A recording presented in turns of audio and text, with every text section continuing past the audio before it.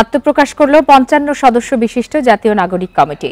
এর আহ্বায়ক করা হয়েছে মোহাম্মদ নাসির উদ্দিন পাটোয়ারিকে এবং সদস্য সচিব আখতার হোসেন। কমিটির মুখপাত্র সামান্তা শারমিন ফ্যাসিবাদী ব্যবস্থার বিলোপ ও চলমান লড়াই সফল করতে বিকালে কেন্দ্রীয় শহীদ মিনারে জাতীয় নাগরিক কমিটি ঘোষণার মধ্য দিয়ে আনুষ্ঠানিক যাত্রা শুরু হয়। এর আগে শনিবার রাতে এক বিজ্ঞপ্তিতে জানানো হয়, বৈষম্য বিরোধী ছাত্র আন্দোলনের নেতৃত্বে সর্বস্তরের জনগণের অংশগ্রহণ ও সহস্রাধিক শহীদ ও আহতদের আত্মত্যাগে শেখ হাসিনা সরকারের পতন ঘটেছে। এর দ্বিতীয় ধাপে তারা নতুন রাজনৈতিক বন্দোবস্তের লক্ষ্য অর্জন করতে চান। এই কমিটি নতুন গণতান্ত্রিক সংবিধান প্রণয়ন নিয়ে নানা রাজনৈতিক পক্ষ ও সামাজিক সাংস্কৃতিক উদ্যোগের সঙ্গে মত বিনিময় করে। পরে সে অনুযায়ী দেশের জনগণকে সংগঠিত করতে চায় তারা। কেন্দ্রীয় কমিটির পর ৬৪ জেলা, ১২ মহানগর এবং এরপর থানা পর্যায়েও কমিটি হবে। তরুণ যুবকরা সেই স্বপ্নকে আমাদের কাঁধে তুলে দিতে চাই। আমরা চাই